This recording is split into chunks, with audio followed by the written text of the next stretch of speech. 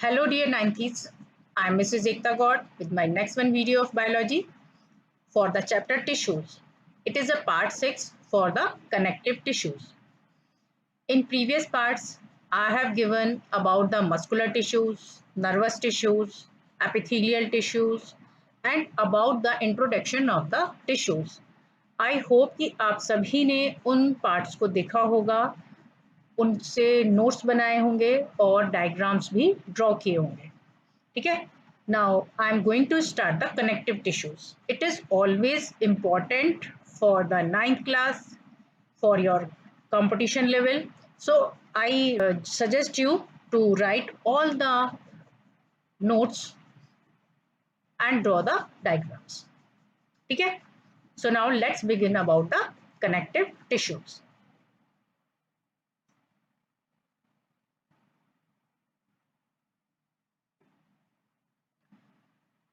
तो बच्चों चलो पहले जो हमने थोड़ा सा देखा है उसको रिवाइज कर लेते हैं.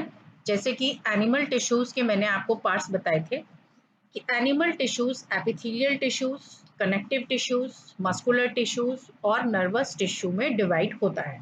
ठीक है.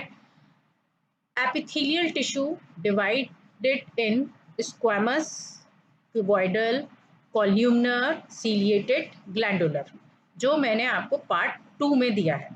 ठीक है. अब इसके बाद सेकंड आता है आपका कनेक्टिव टिश्यू, जो मैं आपको इस वीडियो में एक्सप्लेन करूँगी. कनेक्टिव टिश्यू में हम पढ़ेंगे अभी areolar tissue, adipose tissue, skeletal tissue, fluid tissue. ठीक है. एरियोलर टिश्यू कौन कौन से हैं हमारे पास? टेंडन और लिगामेंट. ठीक है. और स्केलेटल टिश्यू कौन से हैं? Bone and cartilage. Fluid tissue कौन से हैं? Blood and lymph. ठीक है. तो ये अभी हम इस वीडियो में पढ़ने जा रहे हैं. इससे पहले मैंने आपको in my one video I have explained you about the muscular tissues with the diagrams and with the good content. ठीक है. तो आप उसको जरूर से देखिए जिससे कि आप परफेक्ट हो जाएं वैसे ही जैसे कि आप मेरे को क्लास में रेस्पॉन्ड करते थे. ठीक है. अब nervous tissue I also explain with the diagram with the important conditions, so just you should watch the nervous tissue. Okay. Now it was about the division of the animal tissues. आपको ये flow chart भी बनाना आना चाहिए क्योंकि इससे इस flow chart को बनाने के साथ में आप ध्यान रख सकते हैं कि एनिमल टिश्यू पहले 4 में डिवाइड हो रहा है, then again and further how are they dividing in the different categories. ठीक है. Now let's see the connective tissues.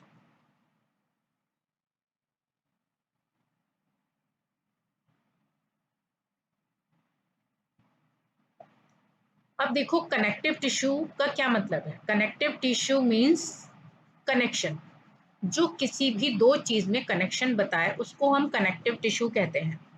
जैसे हमने मस्कुलर टिश्यू के बारे में पढ़ा तो मस्कुलर टिश्यूज में 3 तरह के टिश्यूज होते हैं, लेकिन जब तक वो मस्कुलर टिश्यू हमारे स्केलेटन के साथ अटैच नहीं होंगे और स्केलेटन भी अपने आप में एक दूसरे से अटैच नहीं होगा तब तक हमारी बॉडी एक पर्टिकुलर शेप में नहीं आ पाएगी. ठीक है ना. इसीलिए connective tissues means those are providing the connection. तो यहाँ पर ये कनेक्टिव टिश्यूज देखो बहुत तरह के होते हैं as per the requirement in our body. ठीक है. जैसे कि हम एक बिल्डिंग बना रहे हैं तो वहाँ पर बहुत तरह के हमें सपोर्ट चाहिए. तो कहीं पर हमें रस्सियाँ चाहिए, कहीं पर हमें पिलर्स चाहिए, कहीं पर हमें वॉल चाहिए. ठीक है. तो उसी तरह से कनेक्टिव टिश्यू हमारी बॉडी में सपोर्ट देते हैं और प्रोटेक्शन देते हैं. So as it protects and supports the body because they are of different kind, in different shape with the different functions. ठीक है. चलिए let's see more about the connective tissues.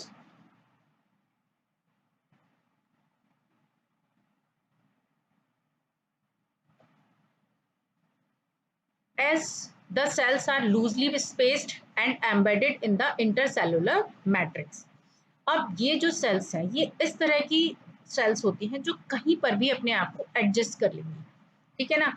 अब ये लूजली स्पेस्ड होती हैं और इंटरसेलुलर मैट्रिक्स के अंदर ये अंदर तक ये धसी रहती हैं। एम्बेडेड मीन्स होता है अंदर तक, क्योंकि ये किसी भी जॉइंट को जोड़ने के लिए उसको किसी भी पॉइंट से ज्वाइन करने की कैपेसिटी रखती है, होल्ड करने की कैपेसिटी रखती है।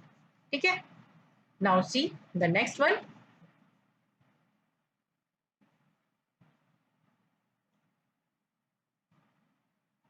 As the matrix may be jelly like, fluid, dense और rigid। अब बच्चे देखो, हमारी बॉडी में कनेक्शन बोन्स को भी चाहिए, मसल्स को भी चाहिए, जो हमारा ब्लड है उसको भी एक कनेक्शन चाहिए। ठीक है, हमारी बॉडी में हेयर्स हैं, हमारी बॉडी में आईज हैं। ठीक है, तो बहुत सारी डिफरेंट कंडीशंस हैं। तो इसलिए जो कनेक्टिव टिश्यूज हैं किसी भी एक तरीके का मैट्रिक्स नहीं रख सकते हैं।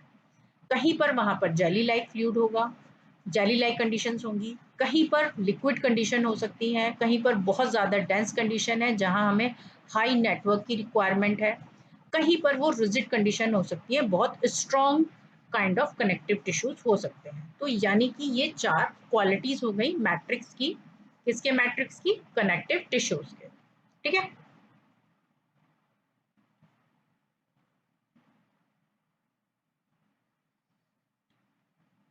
the nature of matrix differs in concordance with the function of the particular connective tissues। अब हर एक कनेक्टिव टिश्यू का एक पर्टिकुलर फंक्शन है। जैसे कि ये कोलेजन फाइबर्स हैं, तो ये देखो ये कुछ थ्रेड लाइक है, यानी ये मोटी मोटी रस्सियों की तरह से हमारी बॉडी में काम करते हैं। मेलानोसाइट है, ये कहीं पर भी कोई स्पेस फिल्ड हो रहा है ना, एम्प्टी हो रहा है, उसको फिल करने के लिए मेलानोसाइट्स चाहिए। ये फैट सेल्स हैं, बहुत ज़्यादा फैट सेल्स, यदि कहीं पर स्पेस बहुत ज़्यादा बन गया है तो वहाँ पर फैट सेल्स सपोर्ट प्रोवाइड करती हैं। लिम्फोसाइट सेल्स हैं, ठीक है, these are kind of WBCs। कहीं से इन्फेक्शन इन्वेज कर रहा है तो इस तरह के कनेक्टिव टिश्यूज वहाँ पर भी काम करते हैं। इलास्टिक फाइबर्स हैं, कहीं पर बहुत माइन्यूट प्लेस है तो वहाँ इलास्टिक फाइबर्स काम करेगा। मास सेल्स हैं, they are also little bit strong cells, ठीक है ना, मास्ट सेल्स जो किसी भी हैवी ऑर्गन को सपोर्ट प्रोवाइड कर सकती हैं। ये मैक्रोफेजेस हैं, किसी भी तरह का बैक्टीरिया या इन्फेक्शन इन बॉडी के अंदर एंटर कर रहा है, then it can be eaten and finished by the macrophages. Reticulate fibres हैं, ये कुछ रेटिकुलेट हैं जो हमारी बॉडी में एक स्ट्रॉन्ग नेटवर्क क्रिएट करते हैं।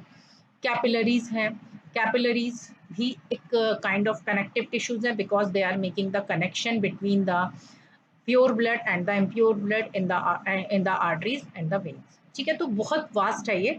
आप लोग कुछ नेम्स जो आपकी एनसीईआरटी बुक में गिवन है उन्हें आप याद करेंगे, और जो ज़्यादा अच्छा से याद करना चाहते हैं कॉम्पिटिशन लेवल के थ्रू तो वो सभी नेम्स को याद कर सकते हैं। ठीक है,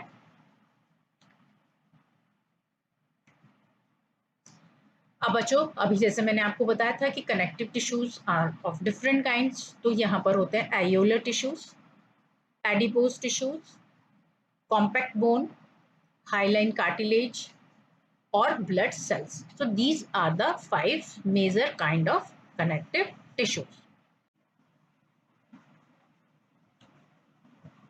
तो बच्चों चलो अब देखते हैं एरियोलर कनेक्टिव टिश्यूज। अब जैसा कि आपको एरियोलर से एक साउंड सुनाई दे रही है एरिया, है ना, तो इसका कुछ मीनिंग इसके नाम से ही आता है। Areolar means which can fills the space inside the organs and supports internal organs। यानी यदि हमारी बॉडी में यदि कोई भी एरिया एम्प्टी हो गया है किसी भी रीजन से, जैसे कि या तो इनएक्टिव सेल है उसको सपोर्ट चाहिए, या कोई सेल डेड हो गई है उसकी जगह खाली हो गई है वहाँ दूसरे ऑर्गन्स को सपोर्ट चाहिए, तो इस तरह से सेल के अंदर यदि कोई भी एरिया खाली हो गया है, ठीक है ना, बॉडी में या ऑर्गन्स में या ऑर्गन सिस्टम में, तो वहाँ पर सपोर्ट प्रोवाइड करने के लिए कौन से टिश्यूज होते हैं? Areolar connective tissues. देखो ये कैसे दिखाई देते हैं, इलास्टिन फाइबर की फॉर्म में हो सकते हैं, macrophages, mast cells, collagen fibre और फाइब्रोब्लास्ट। यहाँ आप देख रहे हो कि ये अलग अलग शेप के हैं, तो according to their requirement they can get the place.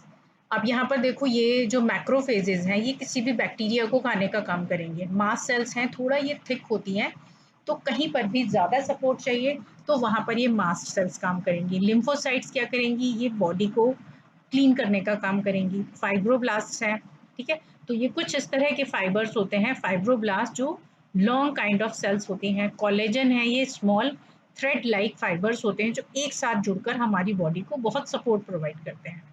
Fat cells हैं, they are also filling the space, so they are also acting as an areolar connective tissue. Reticular fibre हैं, कैपिलरीज हैं, plasma cells हैं, neutrophil, so there are so many areolar connective tissues in our body. Okay, so just you have to learn few.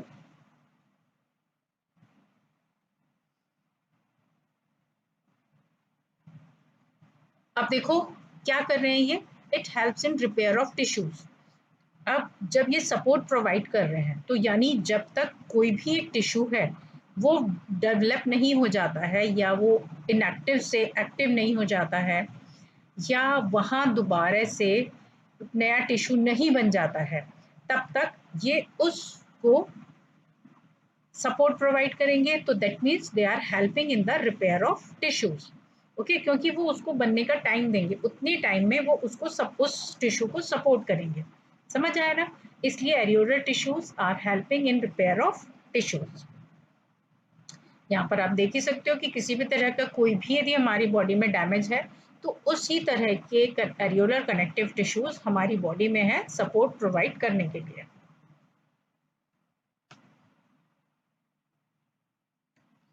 अब देखो, as it is found between the skin and muscles, around blood vessels and nerves and in the bone marrow। तो skin, हमारी skin में लगातार repairing हो रही है। Muscles हैं, स्किन से ही अटैच्ड मसल्स हैं हमारी, मसल्स में भी कंटिन्यूस फंक्शनिंग हो रही है।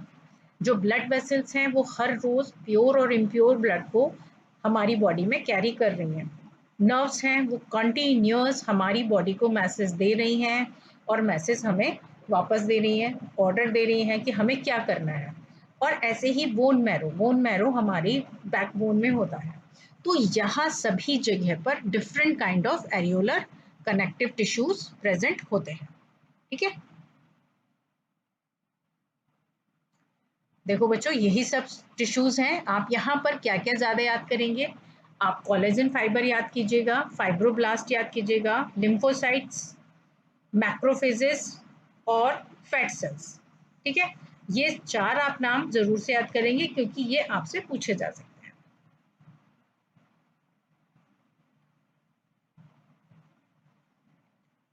अब आप इसका डायग्राम, एक और डायग्राम मैं आपको दिखा रही हूँ। देखो मैक्रोफेज यहाँ पर दिए हैं, कुछ अमीबा जैसा टाइप स्ट्रक्चर है इनका। फाइब्रोब्लास्ट हैं, ये फाइब्रिन प्रोटीन से बने हुए होते हैं, बहुत स्ट्रॉन्ग फाइबर्स होते हैं। ये कोलेजन फाइबर्स हैं, ये इलास्टिसिटी है इनमें, ये नेटवर्क हमारी बॉडी को प्रोवाइड करते हैं। ये येलो फाइबर्स हैं जो हमारी बॉडी में टिश्यूज को कनेक्ट करने के लिए बहुत ज़्यादा हेल्पफुल होते हैं। Mass cells are little bit thick in the structure, so they are also providing a very good support. तो ये जो 5 हैं ये आप मेनली याद कीजिएगा 9th क्लास के लिए। ठीक है, चलिए इस डायग्राम को भी हम देख लेते हैं। यदि यहाँ पर आप इनमें से किसी भी एक डायग्राम की आप प्रैक्टिस कर सकते हैं। ये आपका स्केच डायग्राम है और ये आपका प्रिंटेड डायग्राम है, तो जो भी आपको अच्छा लगता है आप वहां से इस डायग्राम को देख सकते हैं और बना सकते हैं। ठीक है, चलिए अब आगे देख लेते हैं।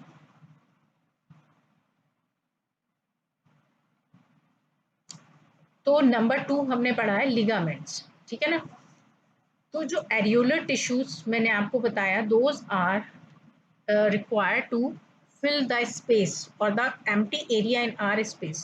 तो लिगामेंट्स भी जो होते हैं वो भी एक तरीके के एरियोलर टिश्यूज ही होते हैं, क्योंकि जहाँ पर हमारी बॉडी में स्केलेटन के बीच बीच में जॉइंट्स की ज़रूरत होती है वहाँ पर ये लिगामेंट्स ही फंक्शन करते हैं।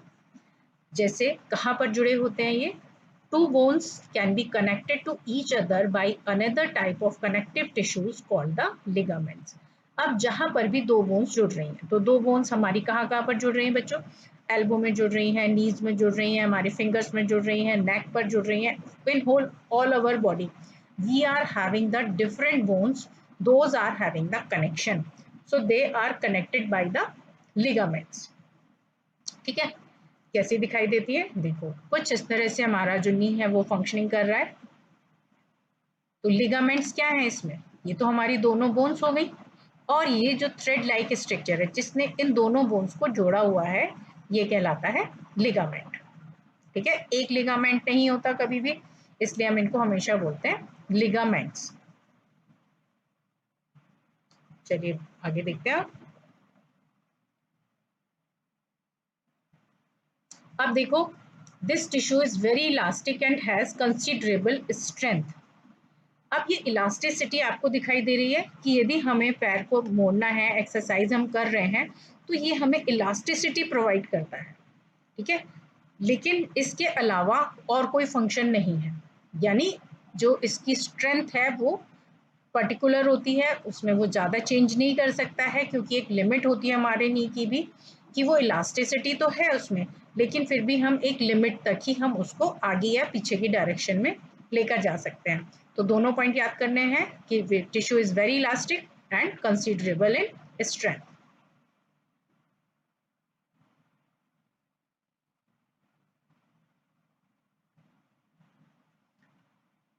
अब ligaments contain very little matrix.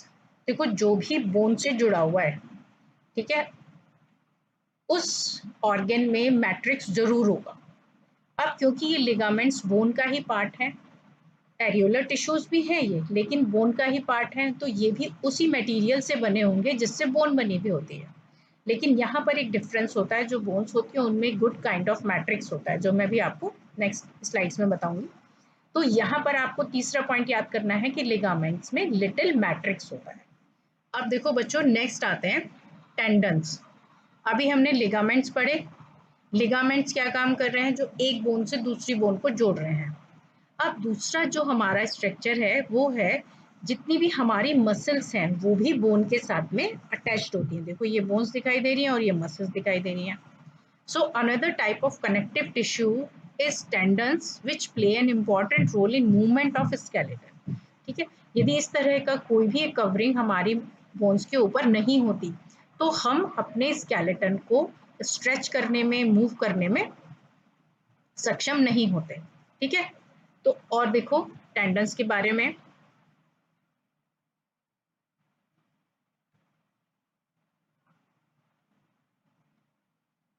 Tendons are fibrous tissue which connects bones to muscles. तो यहाँ देखो, आपको टेंडन्स का नाम बहुत अच्छे से याद रखना है, क्योंकि लिगामेंट्स और टेंडन्स में अक्सर आपसे यही डिफरेंस पूछा जाता है। तो आपको याद रखना है कि टेंडन्स फाइब्रस टिश्यू हैं और जो आपकी बोन्स को मसल्स से जोड़ रहे हैं। इस डायग्राम को इस टेंडन्स के साथ में बहुत अच्छे से याद रखोगे कि जो बोन्स हैं और मसल्स से जुड़ी हुई हैं, तो ये टेंडन से जुड़ी हुई हैं। ये थोड़ा और different kind of connective tissues होते हैं, जो हार्डली हमारे स्केलेटन के साथ में अटैच रहते हैं। ठीक है,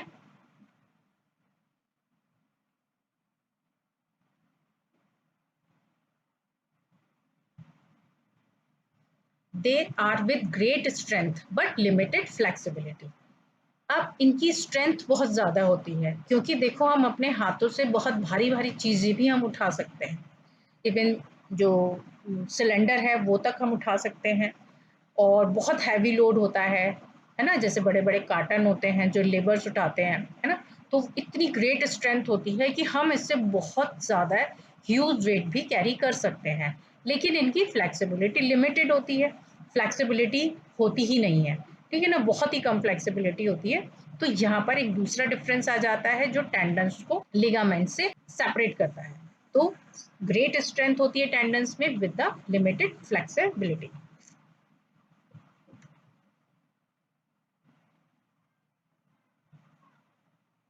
देखो, अब यहाँ पर टेंडन्स यदि मसल्स को बोन्स के साथ जोड़कर नहीं रखें, तो हम इतना फास्ट मूवमेंट नहीं कर सकते हैं। ठीक है ना।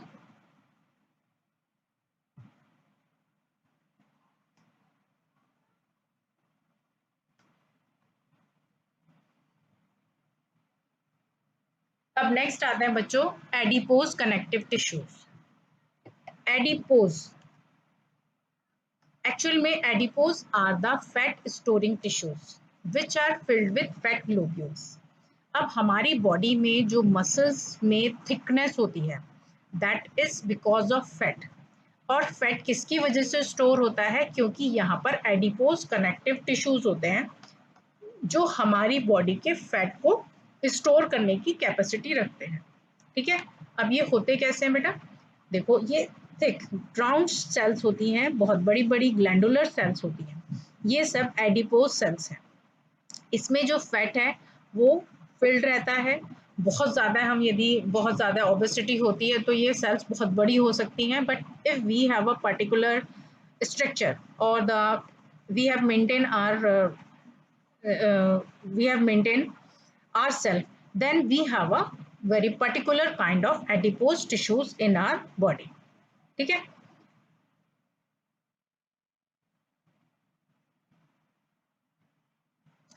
As these tissues are found below the skin and between internal organs. ठीक है, अब below the skin जो हमारी skin है वो muscles भी बना रही हैं, और muscles में ही यहाँ पर adipose connective tissues भी होते हैं। जो हमारे internal organs हैं वहाँ पर भी एडिपोज कनेक्टिव टिश्यूज प्रेजेंट होते हैं।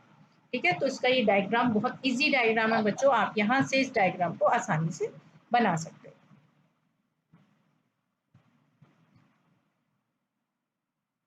सो due to the storage of fats it's acts as an insulator. अब ये किस तरह से काम करते हैं? As an insulator. इंसुलेटर आपने फिजिक्स में पढ़ा होगा, है ना? जो भी इलेक्ट्रिसिटी कैरी नहीं कर सकते हैं उनको हम इंसुलेटर्स कहते हैं। अब यहाँ पर एडिपोज को इंसुलेटर क्यों कहते हैं? Because adipose connective tissues are responsible to maintain our temperature. जो एडिपोज कनेक्टिव टिश्यूज हैं वो हमारे टेम्परेचर को मेंटेन करने की कैपेसिटी रखते हैं। That's why adipose connective tissues are insulator. It is very important as a question. ठीक है, देखो अब यहाँ पर मैंने एक डायग्राम आपको दिखाया है, ये फैट सेल्स हैं। ठीक है, यहाँ पर ये फैट सेल्स आपको दिखाई दे रही हैं, ये प्लाज्मा सेल्स हैं, फाइब्रोब्लास्ट हैं, और क्योंकि कनेक्टिव टिश्यू के साथ में ही फैट सेल्स भी हमारी बॉडी में होती हैं। कहीं कहीं पर जहाँ एम्प्टी स्पेस हो जाता है वहाँ फैट भी हमारी बॉडी में जमा होना शुरू हो जाता है, जो और ऑर्गन्स को सपोर्ट प्रोवाइड करता है। और यहाँ पर से आप इसको और क्लियरली देख सकते हो। नाउ बच्चों, it is a time for the quiz, so you have to be ready to write the options in the chat box or in the comment box. Okay,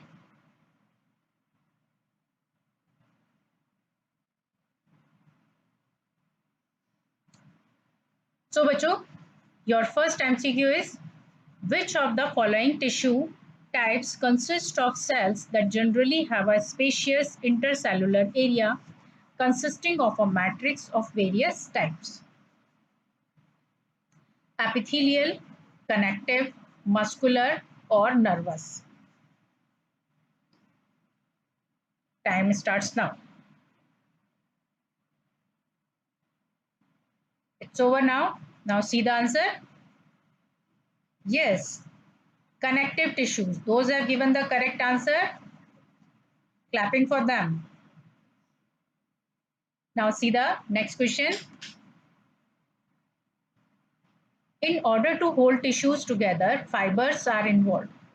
Which of the following types of fiber hold tissues together by forming a net-like arrangement of fibers? Collagen, elastic, reticulate, or fibrous? Now your time.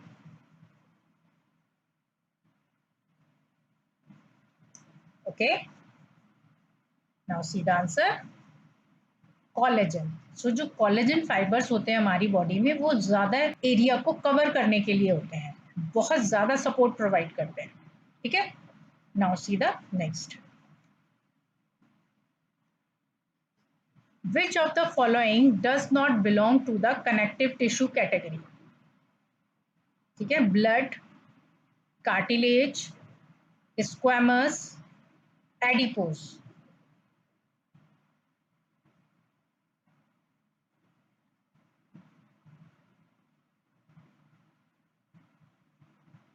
Squamous. So those are given the answer squamous. They are very correct. See the next question.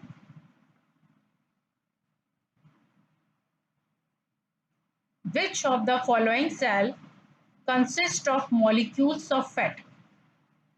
Adipocytes, chondrocytes, reticulocytes or coenocytes? Fat के लिए आपको बताना है.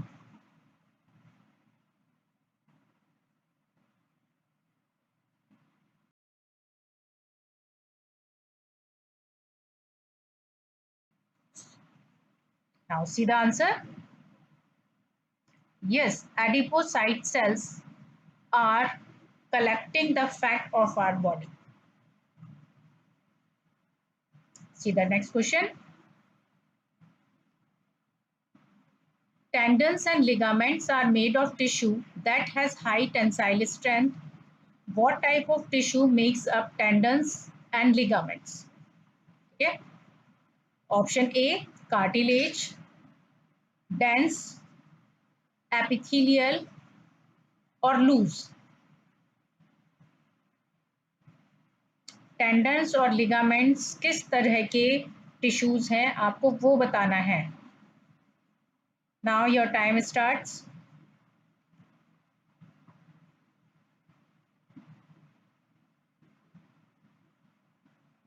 सी the answer.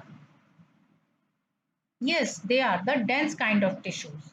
ठीक है, क्योंकि बहुत ज़्यादा स्ट्रॉन्ग होते हैं ये आपकी मसल्स को होल्ड करके रखते हैं और आपके स्केलेटन को होल्ड करके रखते हैं.